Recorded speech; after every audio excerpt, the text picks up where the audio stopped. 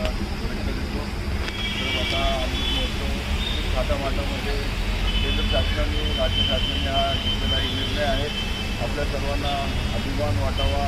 या जगाच्या पाठीवर सगळ्यात सुंदर आणि चांगली घटना असेल ही भारतरत्न डॉक्टर बाबासाहेब आंबेडकरांनी आपल्याला प्रदान केलेली आहे.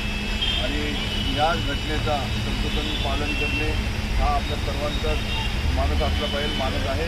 आणि आपण पाहतो की आज लोकशाहीमध्ये अनेक देशांमध्ये अनेक चळवळी, अनेक देशांमध्ये अस्थिरता दिसून येते, परंतु भारत हा विविध जाती धर्माने घडलेला हा देश या एका आपल्या संविधानाच्या अनुषंगाने आपण सर्वजण आनंदाने गुण्यागोविंदाने आपण सर्वजण म्हणजे गरीबातला गरीब, रस्त्यावरील भिकारी जरी असेल, गरीब जरी असेल आणि महलात राहणारा राजा जरी असला तर त्या सर्वांना एक अधिकार हा बाबासाहेबांच्या घटनेने प्रदान केला आहे.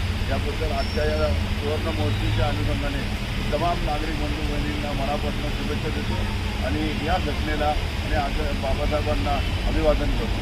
जय भीम, जय महाराष्ट्र, जय राष्ट्र.